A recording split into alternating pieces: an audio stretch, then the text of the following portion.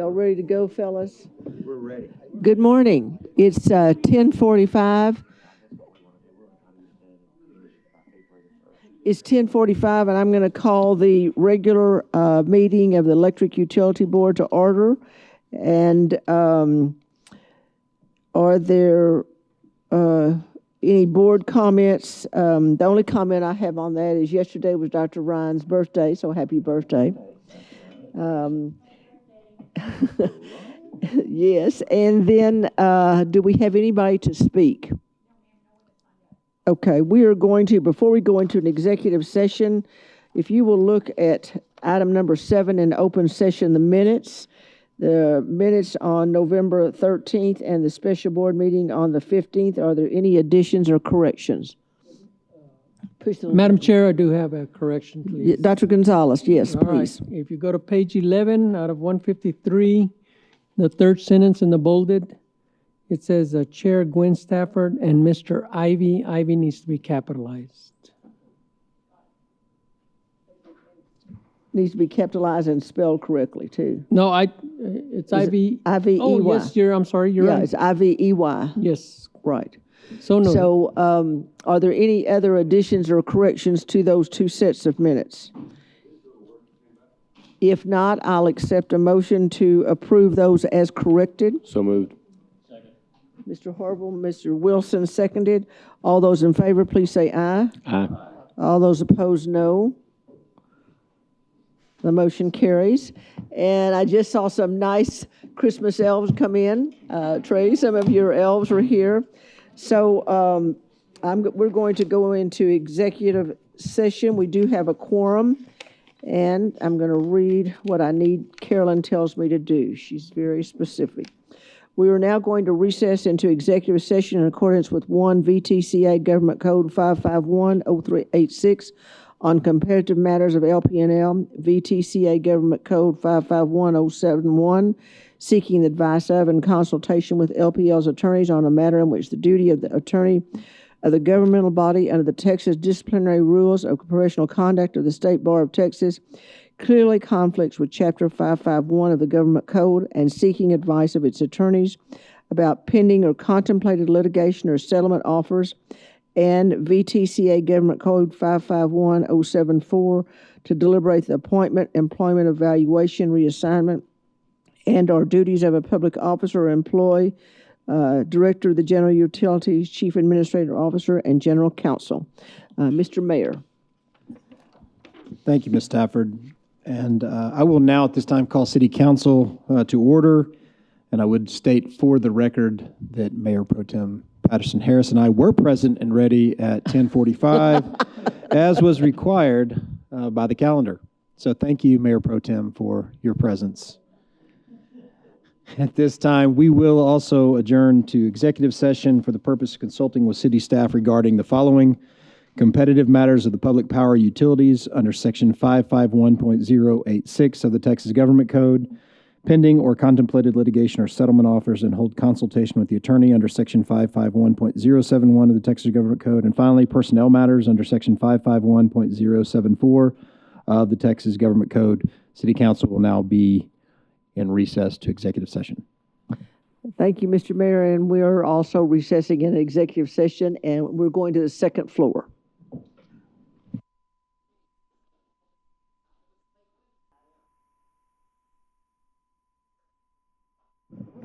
It is now 11:41, and the regular meeting of the Electric Utility Board is now called back to order.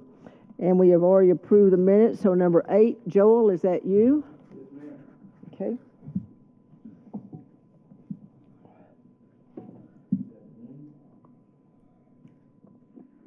I never know if it's on or not. So just want to call your attention to one or two things, and I'll try to be brief. On page 26 of your board packet, if you guys can navigate to page 26. While you're doing that, I will make an announcement.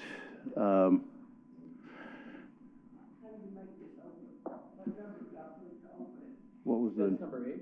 No. What's the code? On the computer, it says iPad. Beatrice, what's the code to get in the iPad? 1, 2, 3, 4? It's very secure. It's 1, 2, 3, 4.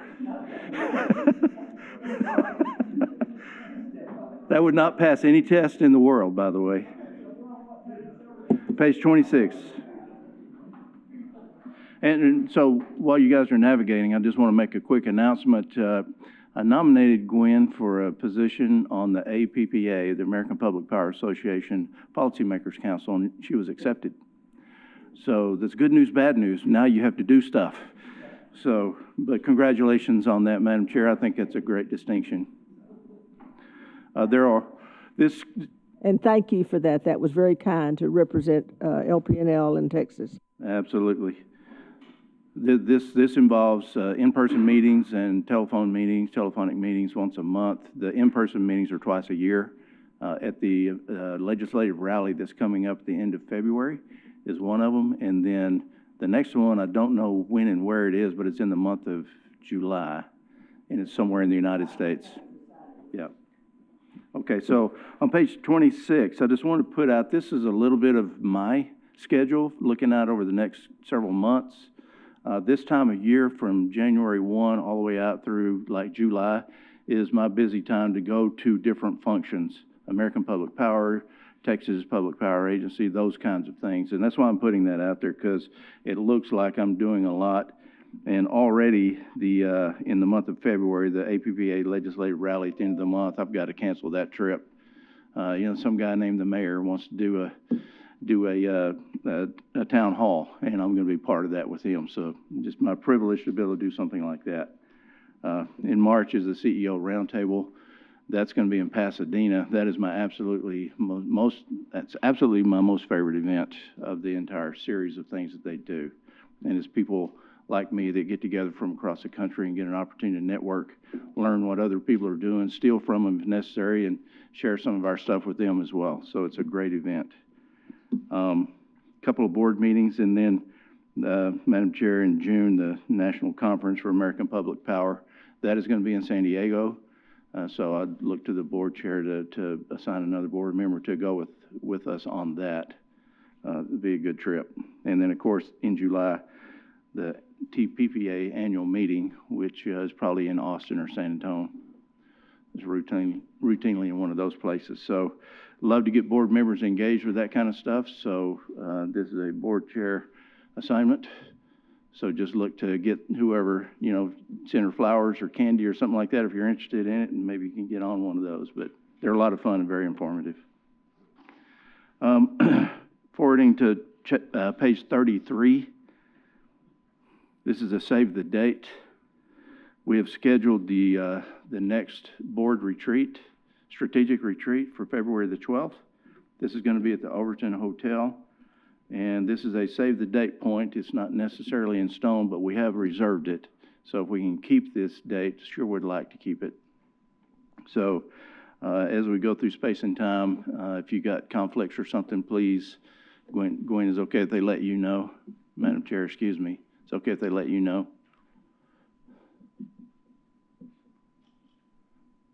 Or just let me know, and that'll be fine. We'll just see if we can work it out for what the best dates are.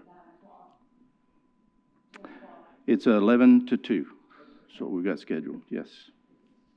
And with that, happy to take any questions. We've got a bunch of subject matter experts sitting in the audience. If you've got any questions about the operating report or anything else, beyond that, we can get this show on the road. Okay? Any questions of Joel?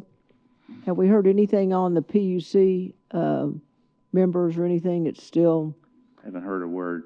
Okay, that's gone quiet. Might quiz Matt if he comes up in a little bit. No, nothing. Okay. Thank you.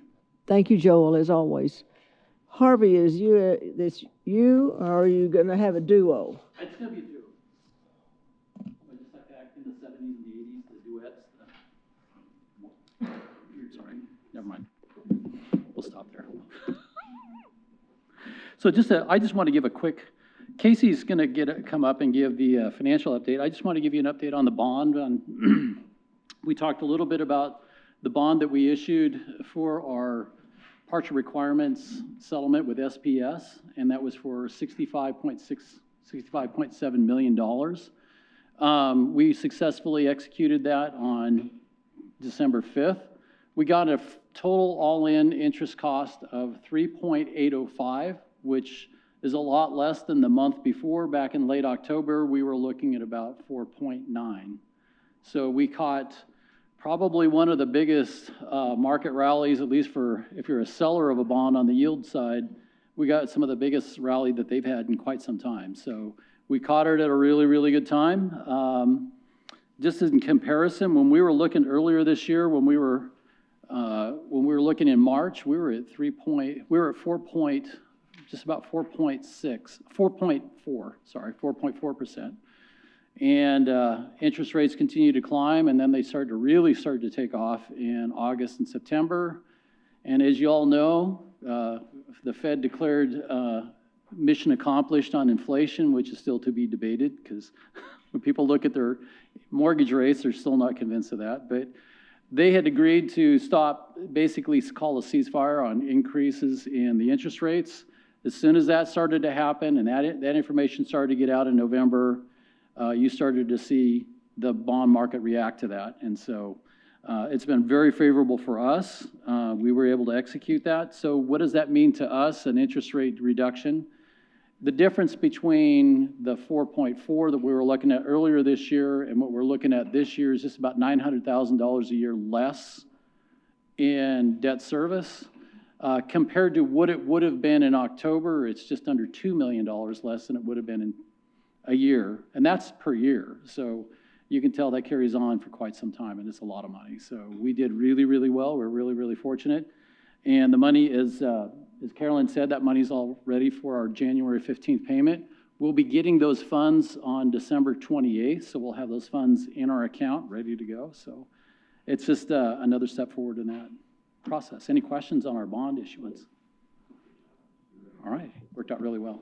Okay, Casey? Thank you, Harvey. Great job. Great timing.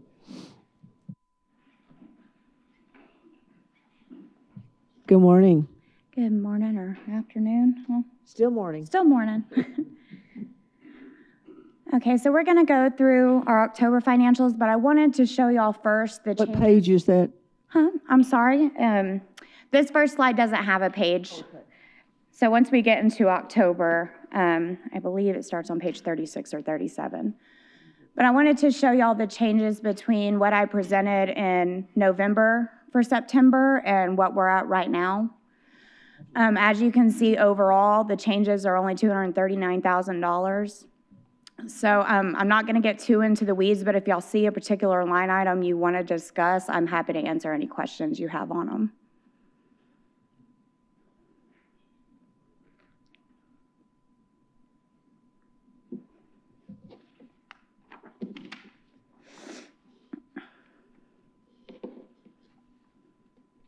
How'd you get yours up? I'm sorry, I'm having my technical difficulties. My big Okay. screen got just controls on it. So I'll just look at theirs. Dan maybe knows. What do you have to like socket? Ah. We do. Thank you, Dan. We do have a technical wizard here. So Take that, for Kelly. the ending in September of '23, we had a total net position of 280 million, correct? Yes, All right. So, and that's the end of our fiscal year, is the end of September. yes. And do you have somewhere in these what our line I balance was at the end of the year?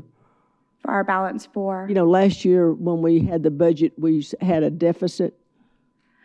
I don't have that. I can tell you numbers, what we ended at. I did bring our Right, that'd budget be to great. actuals. Yeah, just the budget numbers. So I'll just start from the top of this. In our departmental expenses, we ended the year at 48.2 million. We were budgeted 55.2 million, so we came under budget. We were at 87%. In our purchase of fuel and power, we were budgeted 213.6 million, came in at 212.6 million, so about right at budget. ERCOT, we came in at 21, or the hold harmless payment, I'm sorry, we came in at 21.9 million. Our budget was 22 million, right at budget. In our T-cost revenue, we came over a little over budget. We came in at 43.4 million. We were budgeted 42 million.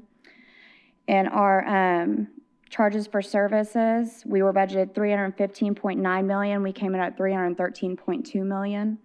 And so for our total operating income, we were budgeted 39.8 million, and we came in at 47 million. So I don't know the surplus or deficit, but that's what we have. Harvey, as I recall, last year on the budget, we had for the end of year, we had a deficit and we came in with positive, correct? Yeah, correct. We had it budgeted at 9.1 million deficit. And so now we're gonna come in just about $37 million. Okay, so we're going to end in the black. Yes. Yes. Thank you. Did y'all have any other questions on this part? No? Okay. So we'll move on to what we're looking like for October. So you can see that since year end, we had an increase of $4 million in our cash. So if you look at over at our cash flows and our operating activities, we have a positive cash flow of 13.9 million. Most of that is going to be from an increase we saw in customer payments. So you can see that in our accounts receivable, we had a decrease of 10.6 million. So we have more customer payments coming in. In our financing activities, we have a negative cash flow of 10.5 million. The majority of that is going to be an interest payment that we made in October, and that's reflected on our balance sheet and our other current liabilities. You can see that dropped 8.4 million in total. And then our cash flow from investing activities, we had 786,000. That's going to be from interest income. We didn't have any drawdowns in October for CIP expenses. And then we're also going to see that our net position has increased $1.2 million from year end. Moving on to our ratios, we do have an increase in our days cash, so that extra $4 million took us from 159 to 172. We had a decrease in our operating ratio from 8.58 to 8.36, and that's going to be due to lower purchase power costs we had in October versus September. And then our current ratio, we have an increase from 1.98 to 2.10. I believe when I showed y'all the current ratio, we hadn't moved our current bond payment up yet for September, so it looked higher, but that's with the current bond payment, so we're actually a little bit higher than we ended up in September. Moving on to our income statement and our budget to actuals. So as of October, we should be at about 8% of our budget. You can see that in our departmental expenses, we're at 7%, so pretty much right at budget. A little over budget in our purchase of fuel and power and our charges for services at 10 and 9%. Air hold harmless payment and our T-cost revenue and our operating income are all coming in right at budget at 8%. Do y'all have any questions for me? Any questions of Casey? Great job. All right, Thank you. Y'all have a good one. Number 10 is at Blair. And Blair, I hope on the load transfer, you will mention sitting in the back row or Luke and Cody. Cody was the one that really put together the plan, all the steps, and then the implementation was superb. So with that, I wanted that public recognition. If y'all want to stand up, Luke and Cody, so we can tell you hi, and thank you very much. Job well done. I've got two more. And who I've else? got two was- more sitting back there, Jerry more. Prestridge and Who Brady. was that? We stand up, we're just short and can't see. Thank y'all. I've got a list of folks that I'll show you here in just a second, but I wanted to take a few minutes to kind of talk about the remaining load transfer from SPP to ERCOT and some of the key performance or key things that we've learned and some of the key aspects of it. But I want to start out by talking about the people that were involved. We had 3 key drivers. You've already recognized Cody Kirk and Luke Miller, but Cody Morris also had a big part into cracking the whip and keeping people on task. You know, key players, we recognized Brady, he's sitting back there, Jerry Prestridge. You know, there's 7 different folks I've got named here. I don't want to name them all off, but I've undoubtedly left some folks out. But these folks were somewhat of the boots on the ground. They did the heavy lifting of putting the plan together and executing that plan. They made me look good. All I had to do was sit back and, you know, just say, get after it, and they did. Very little instruction. The departments that were involved, I've got 16 named here. Some of them from the city. The EOC activated for us, gave us an opportunity to all sit in the same room and coordinate with police, with traffic. We also had interactions with traffic prior to.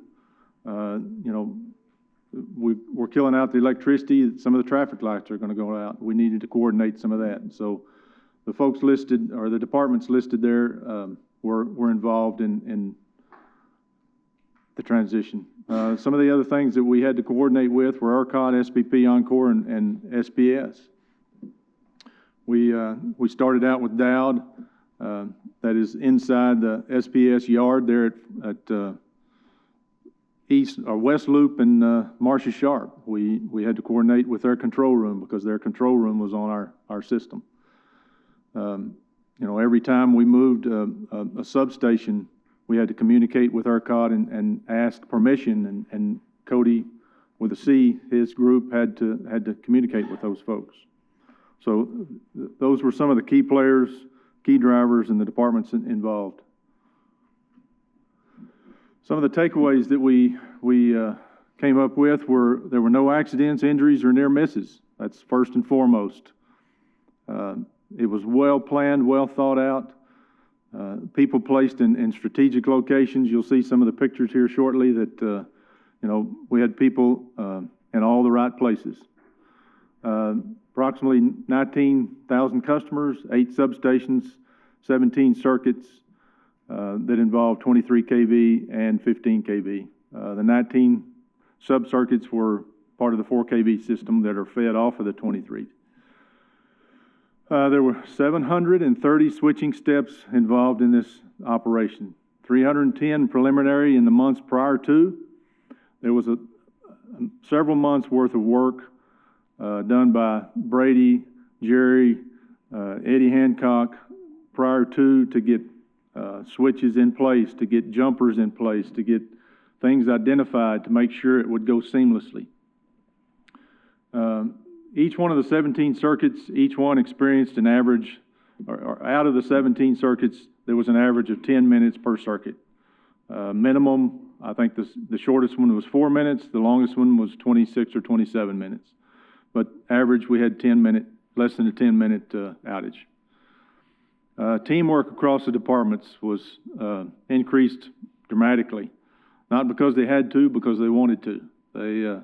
This was an opportunity to showcase their abilities and processes. Some of the lessons learned, 3-part communication was key. The operator gave the instructions over the radio, the person in the field repeated those instructions back, and then the operator agreed and repeated that.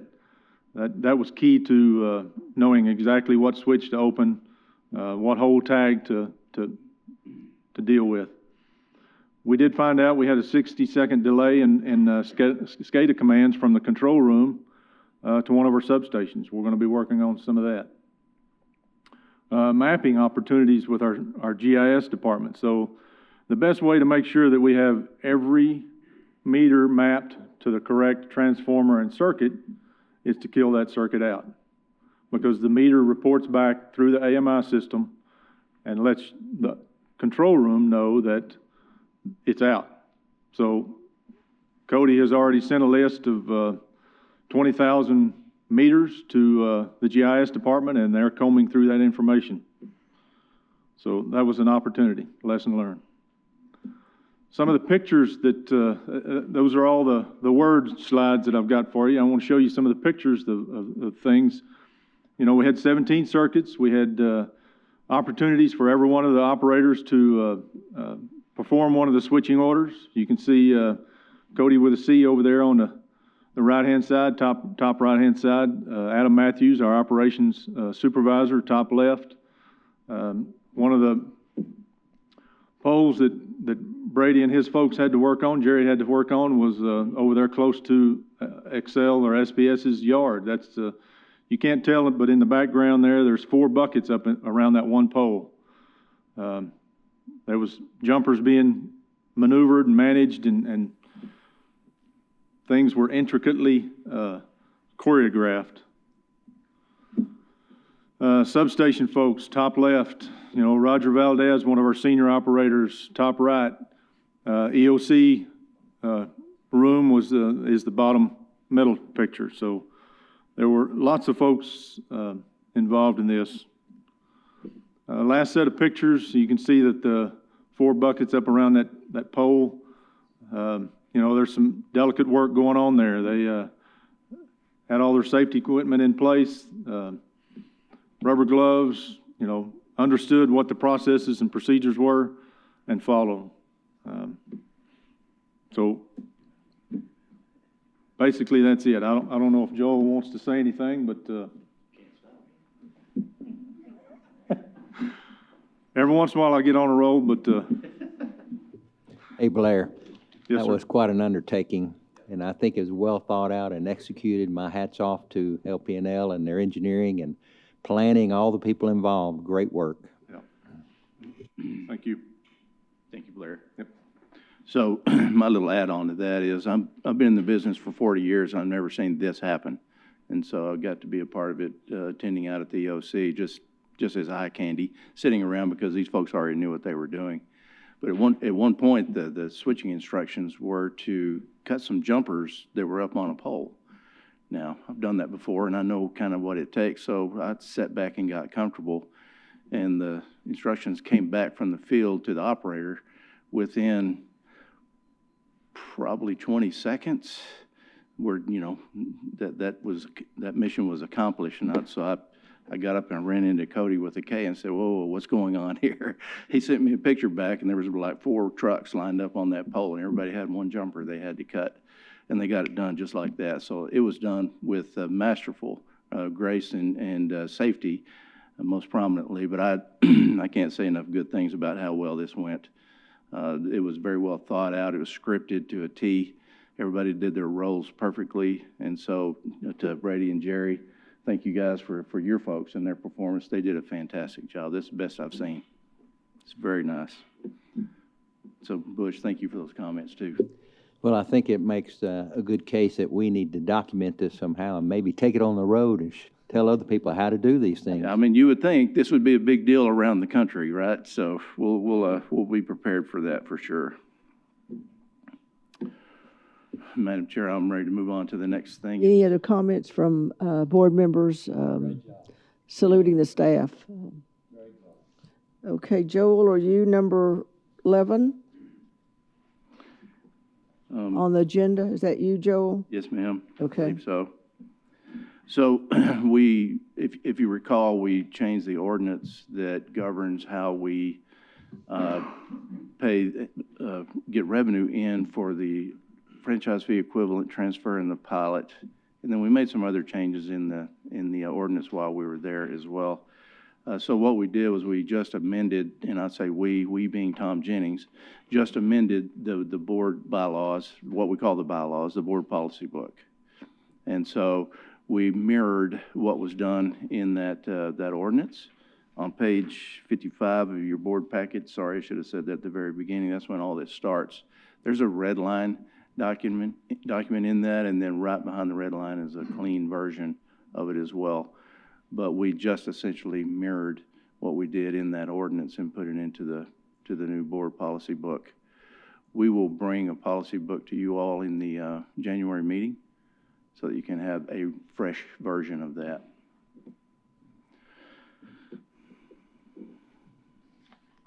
Madam Chair, I'm not going to go. So you need a motion. We need to approve that resolution that puts everything all together that we've been working step by step with the council and all of that. And we'll have a copy of that once you approve it, we'll have a copy in January for everybody to update.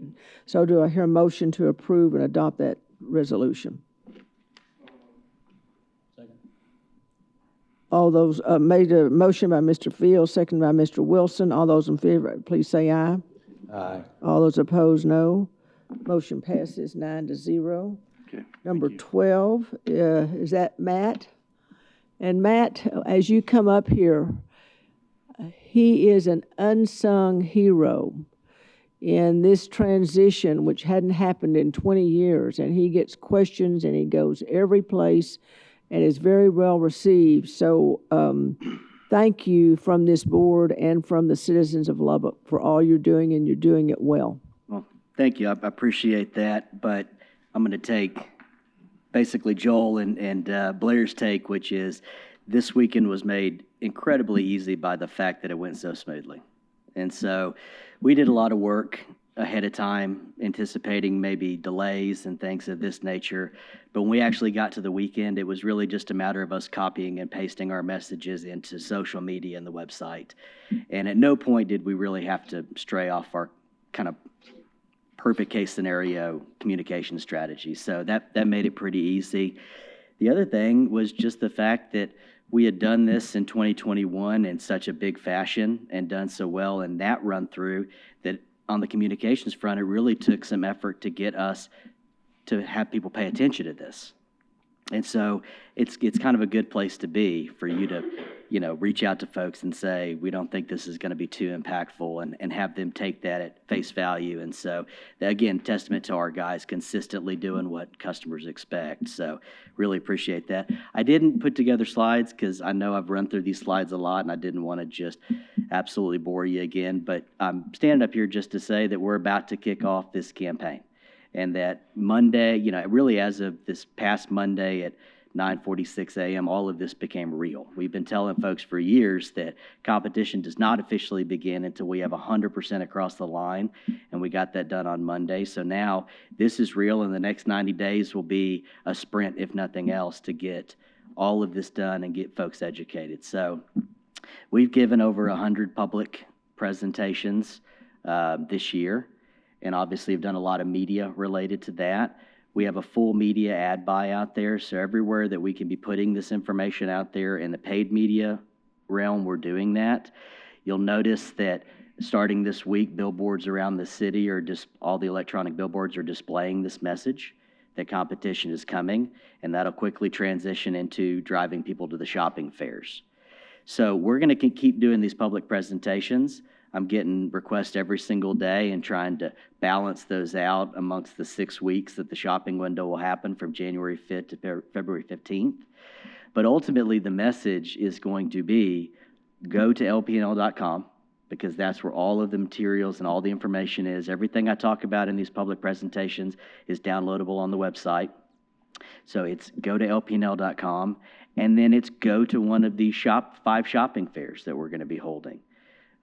We're already getting RSVPs for all 5 of them, but we're really gearing up for the first one. My crew is going to go do a walkthrough at the Civic Center here today just to look at the space. But ultimately, that's what we're telling people is important in terms of them meeting these folks face to face, getting information, signing up with them right then and there. Those are going to be the most important tools that we have as we go through this process.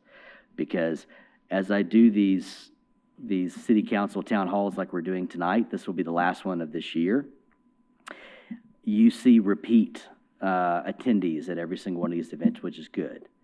But we're also encouraging them, go out to their friends, go out to their family, put this stuff in front of them, make sure that they've got the resources. But if they don't, we've got a list of places where they can go to get those resources to get this done. So we're trying to think of every possible way we can communicate this ahead of January 5th. We're fully expecting to be January 5th to be kind of a source of public anxiety when we open this up. But just remind folks that you talk to, you've got 6 weeks to get this done. There's a bunch of information out there. We're not legally allowed, myself or the folks at the call center, to tell you who to choose or to walk you through that. But we're trying to do everything else we can to give the instructions to do that. And at the end of the day, this is really a decision about finding a rate that's within a band of acceptable rates, but more importantly, finding the company that you're going to stay with for the long term. And so we're really trying to get folks to make a value judgment as much as we are just a cost one. So we'll keep doing these events. You'll see me out there on news quite a bit. And it's just going to be a mad dash till we get to basically the end of February. But appreciate y'all supporting the councils, and anything that you see out there that I'm not covering, let me know, shoot me an email. We'll incorporate it, because that's a part of this too, is we're just constantly adding to the information. But appreciate y'all's support for sure. Any questions of Matt? He has his roller skates on. Absolutely. Thank you, Matt. Thank y'all. We are going to move item number 13 to after the consent item, and so we'll go to number 14 to consider nominating and elect officers of the EUC, and minuted action to appoint members for officer positions. Do I hear a motion? Mr. Wilson? Number 14, yeah. Okay. I'd like to make a comment in regards to number 14. In view of everything we've been through and we're going through right now, and kind of what is headed our way, I'd make a motion to leave current slate of officers as is. Is there a second to that? Mr. Harville, second. A motion by Mr. Wilson to keep the slate that is currently existing with Ms. Stafford as chair, Mr. Davis as vice chair, and Mr. Schultz as secretary. All those in favor, please say aye. All those opposed, no. Motion carries 9-0. We'll now look at the consent agenda. There are 6 items on that consent agenda. Is there anything that someone wants pulled off of that consent agenda?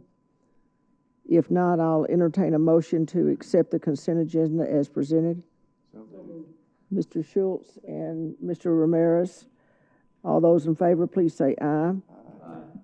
All those opposed, no. Motion carries 9-0. Number 13, I think, Mr. Davis, you're going to recuse yourself and. Yes, Chair, I declare a conflict of interest on this item number 13, so I'm going to recuse myself. Okay, you can go to the corner over there. Go to the corner. I'm going. Okay. And Joel, are you going to be presenting that while he's going to the corner? I'll be happy to, and I'll be very brief. Hopefully. You got a what?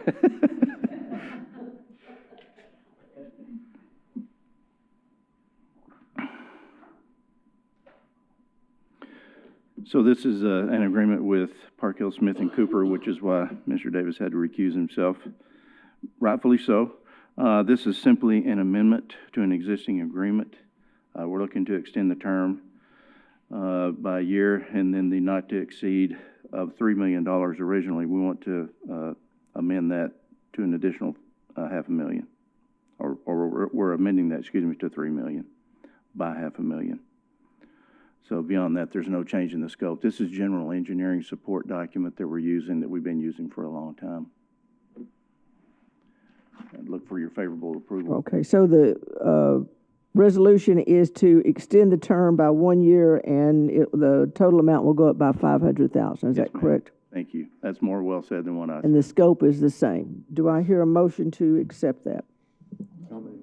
Mr. Harville, Mr. Schultz, second. All those in favor, please say aye. Aye.